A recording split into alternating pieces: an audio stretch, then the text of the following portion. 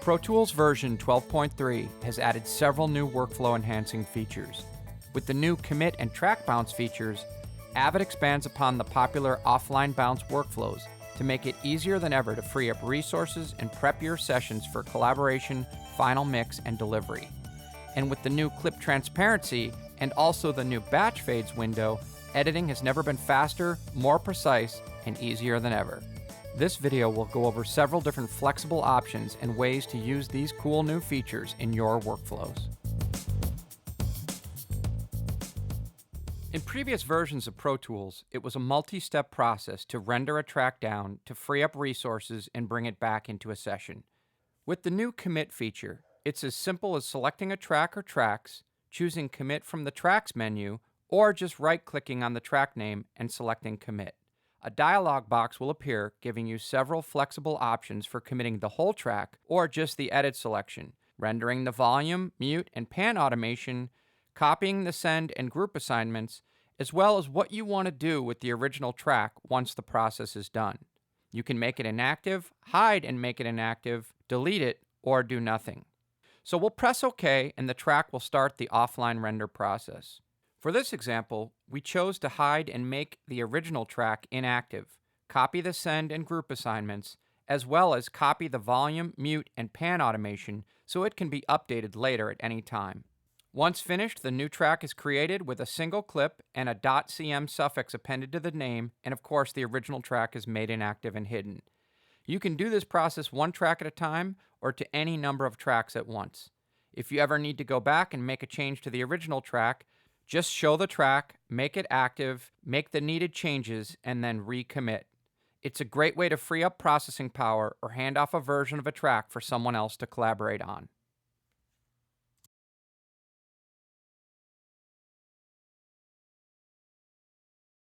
The next example we want to look at is committing a multi-output drum virtual instrument to prep for the mixing process. For instance, if someone else is going to mix the session on another system. We have the VI on the first instrument track. This track also has the MIDI clips for the drum part. The next 4 tracks are set up to receive separate outputs from the drum VI. The tracks are routed to a clean, unprocessed subgroup bus. All of these tracks also have sends to a reverb return, rhythmic delay, filter, and parallel compression bus, as well as group assignments for a VCA master. Let's take a quick listen to the solo drums.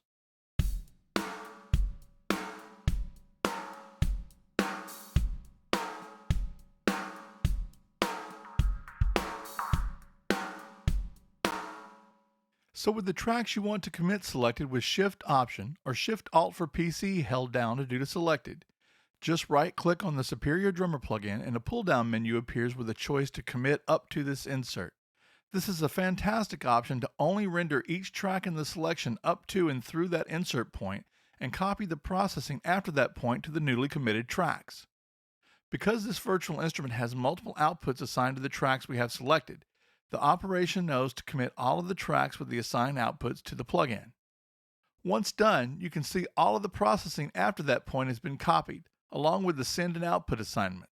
Also, the group assignments were copied over as well, so the newly committed tracks are still part of the original VCA master. This is a huge time saver.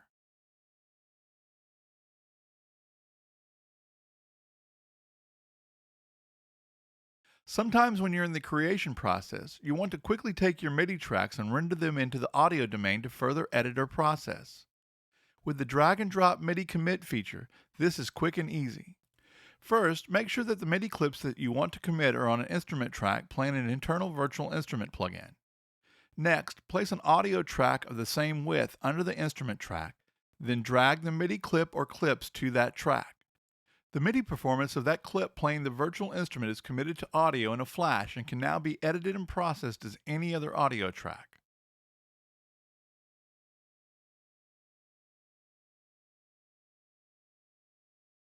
Commit also offers great possibilities in post-production audio workflows, and we'll focus in on just one aspect today.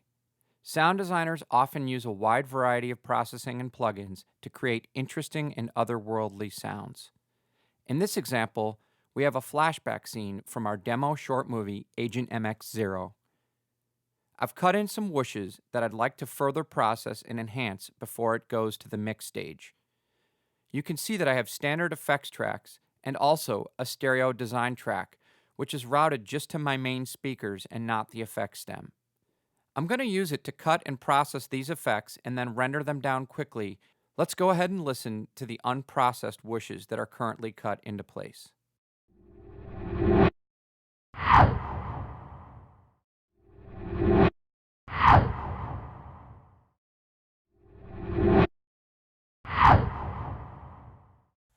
So you can see all the plugins that I have engaged are quite processing intensive.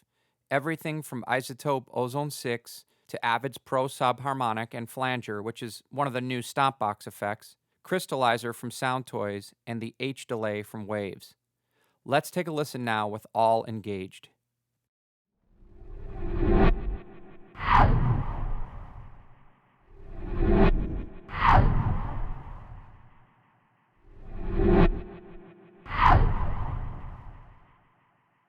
I like it. So I don't want to print the entire track or length of the movie, just this specific area in these clips. So I just select the clips and right-click to commit them down. And I'll choose to only process the edit selection. And also I can choose to make the design track inactive afterwards to save the resources. So you can see that even though I've selected to keep them as individual clips, it made them into one long clip because of the long delay tails. So I'd like to still separate them into pieces, so using strip silence, I can quickly do that. And I'll also bring up the new batch fade window in Pro Tools 12.3, which offers me a ton of flexibility on what my different in, cross, and out fades are doing separately. And then I can simply drag the finished version down to the tracks where I want them to live and make sure I have a copy of the unprocessed versions available as muted clips below.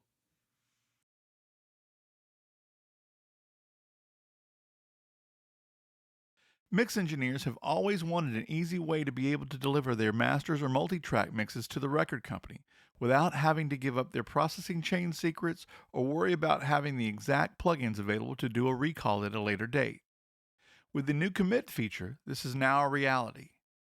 Just select all of the audio, instrument, and even aux effects returns and hold Shift Option or Shift Alt for PC to do the selected. Click on any of the selected tracks and select Commit. Uncheck the Render Volume, Mute, and Pan automation to keep that intact and copied to the new track. Select Hide and make inactive, then Commit.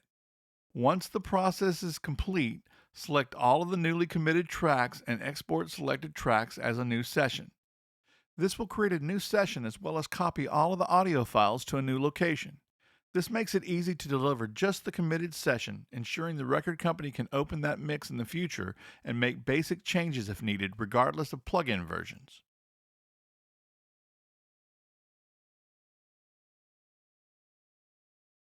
If you use subgroup aux tracks in your session, there is now an extremely fast and easy way to take what is feeding them and render out stem files for delivery. Select all of the aux track submasters, then hold Shift Option or Shift Alt for PCs to do the selected. Right-click on the selected track and select Bounce. This brings up a dialog box similar to the Bounce to Disk dialog. From here, you can choose what format, sample rate, and bit depth the rendered files would be, as well as select the option to create MP3 files at the same time. You can choose whether or not to bring the files back into the session, a location to put them in, and create a common name to append to each file. Hit OK and the files are rendered to the specific location, ready to be archived or delivered.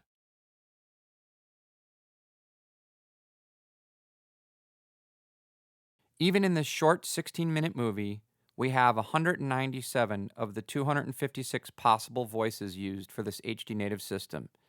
And if we added 5.1 audio tracks and routing for printing the stems in this session, it would easily use another 40 voices.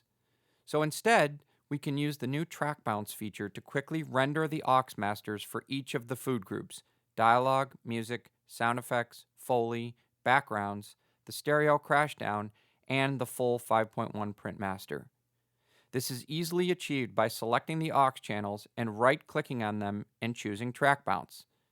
You can see that even for my older Nehalem Mac Pro, It will only take the length of the movie, roughly 16 minutes, to render those 7 different deliverables without having to build separate routing and tracks, a time saver on both ends.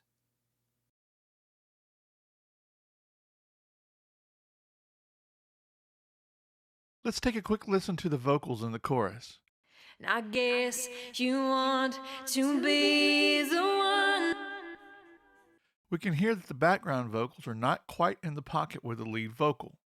With the new clip transparency feature, as we drag the clip, you can now see the waveform and the grid lines behind it as the clip is dragged exactly to the right spot without having to edit the front to see where it needs to go. We can also hear that the background vocal tracks have some headphone bleed. Using strip silence, we can quickly edit out the unwanted noise between the phrases. And with the new batch fades window, we can even apply separate length fades with different shapes to the start and end of the newly created clips in one quick pass. You can also store 5 of your favorites to preset slots and even more to the pull-down preset menu. This will make editing so much more quick and efficient.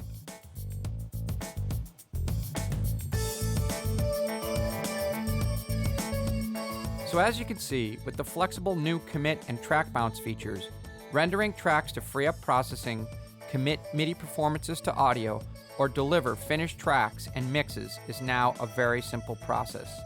And the new clip transparency and batch fades options make precise editing easier than ever. We hope you can take advantage of the many different options in Pro Tools 12.3 to fit your specific workflow needs. Thanks for watching.